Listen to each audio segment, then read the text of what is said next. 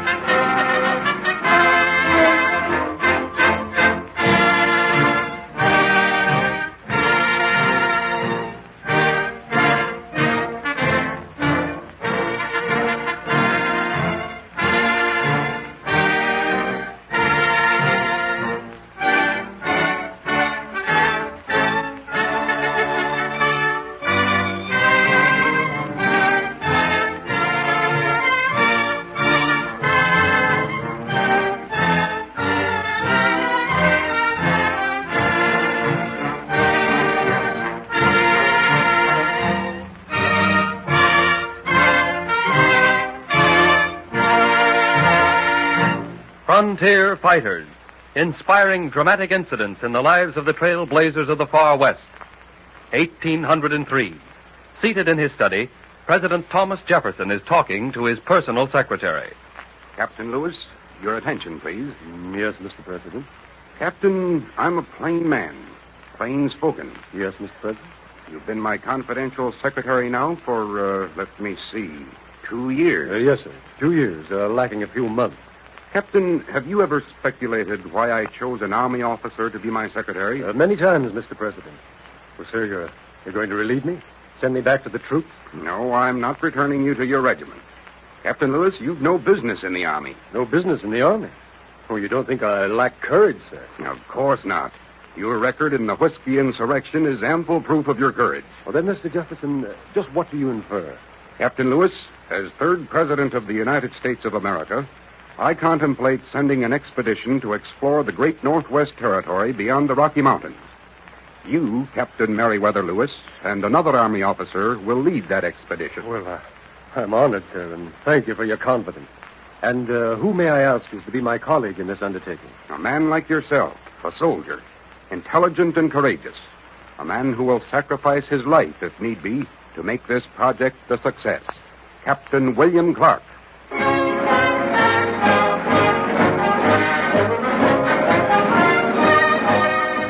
Winter 1803. At the head of 26 men, 14 of them volunteer soldiers, the others Kentucky boys, Lewis and Clark were snowed in at the mouth of the Missouri River, near what is now the city of St. Louis, until the spring thaws finally released them and they traveled on.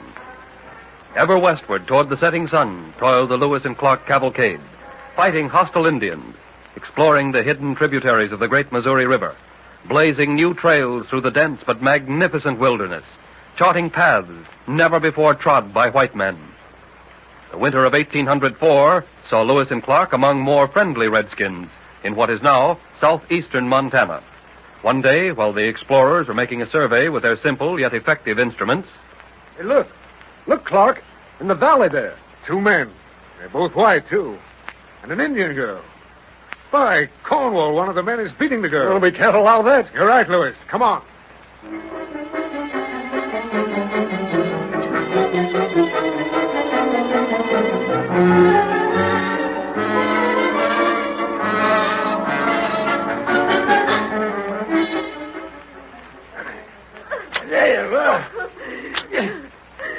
Ain't that about enough, LeBlanc? She's about dead already. I got to whale the daylight out of an Injun, too, to make him behave. Stop. She's your wife now, not your slave girl any longer. You're married proper. That gives me more rights to whale her, and I'm taking them. Quit, I tell you. I'll face you one myself. Oh, you will you? Who'll help you? Well, I will. You raise that whip again, and I'll thrash you within an inch of your life. And who might you be? I'm Captain Lewis. This is Captain Clark. How? My name's George Drouillard. We was on our way to pay you a visit. Our expedition don't welcome white men who beat women, not even Indian women. Who's this man and this Indian girl? He's Pierre LeBlanc. The girl's his squaw. Oui, and we're married proper. What's your business? Traders, trappers, or guides? Neither. We're interpreters. What Indian we two men don't know, my squaw does. Does she understand English? Some. Go ahead, palaver with her. What's your name, girl? Sacagawea, Who are your people? the snakes, What does Sacagawea mean among your people? bird woman. I see. How did you come to marry this LeBlanc? Hold your tongue. I'll answer that. Yeah, we're listening. I won her in a game with the chief of the Minotrees. She was a prisoner of war. Is that true, Sacagawea? Yes, Otter woman and we were captives. My man gambled 14 horses for me. He won. Ah, you're lower than a skunk, LeBlanc. Throwing dice for a woman. We white men out here live according to Indian custom. I want both women fair and square. I married this one. She can guide, too. And so you two men want jobs as interpreters, huh? Yes, sir, we do. Well, you're hired at army pay. And listen, LeBlanc, Oui, sir, Captain, sir. if we ever catch you beating your squaw again, you'll wish you'd lost your 14 horses instead of winning this poor, abused girl. You understand? Yes, sir. Come on, you two, to the headquarters tent. The Indian girl, too. We start west at once.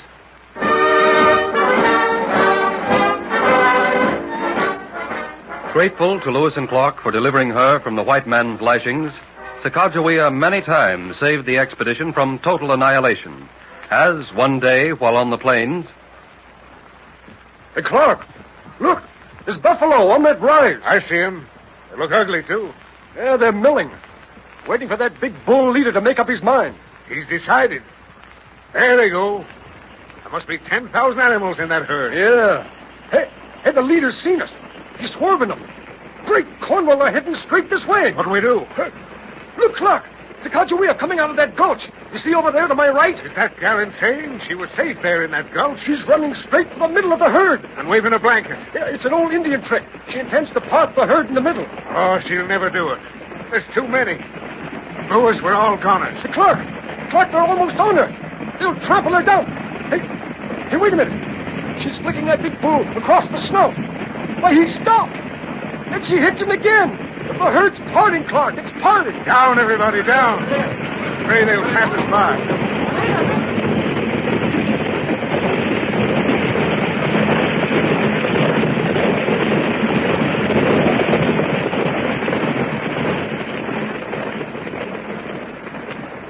Hey, Clark, you all right? Sure. My eyes are full of dirt. Yeah. Well, the herd parted in the middle, just as Sacagawea intended it should, and passed on either side of us. But where's Sacagawea? The girl's safe. She's still standing there where she hit that bull leader in the snout. Hey, look, Clark. She's waving a blanket at us. Look, man. I see her now. By Cornwall, Lewis, she's laughing at us. She's laughing at us.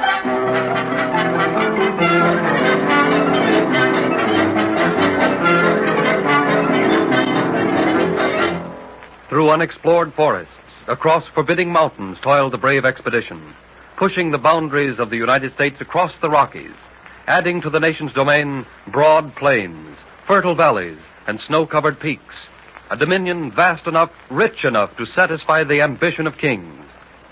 All through the long journey westward, with countless obstacles blocking the blood-stained, sweat-soaked path of the explorers, Sacagawea was constantly at the side of Lewis and Clark.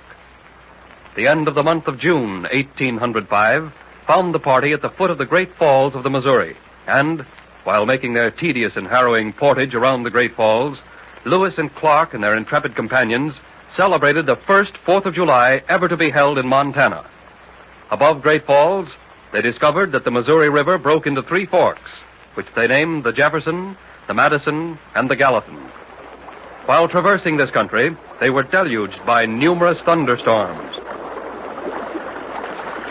Clark, this ain't a rain, it's a cloudburst. Better get out of this riverbed.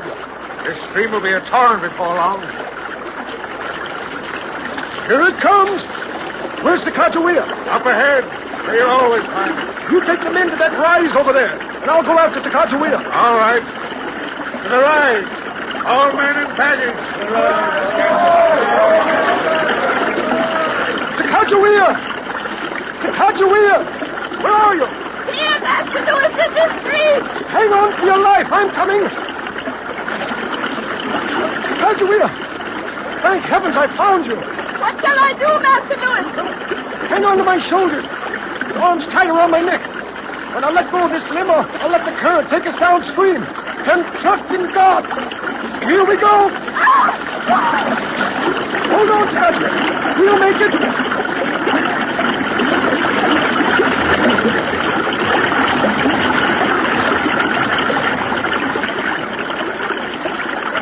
Don't kick the water so hard. Keep your feet together. That's fine. I can see that still water ahead there. We'll make for that. Sacagawea obeys.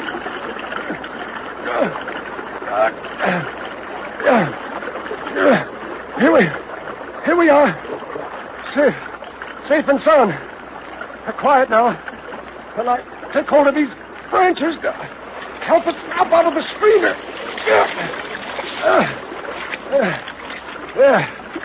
There you are. Now I can rest a bit on the sand. Well, great Cornwall, but that water was wet.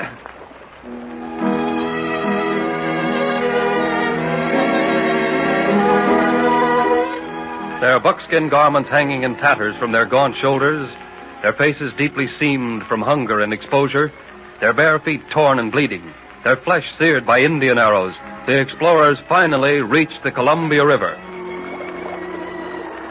What's the date, Lewis? It's November 15th. It's 1805. Just around that bend in this river, Lewis. What do you see? I can't see anything, but I hear plenty.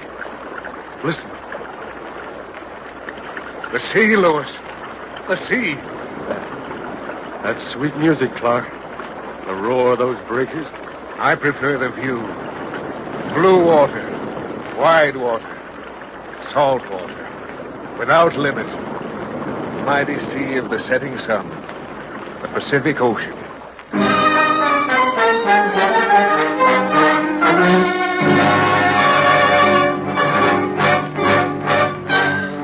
And thus did victory crown the Lewis and Clark expedition. An epic struggle against almost overwhelming odds. A journey that gave America riches beyond human comprehension.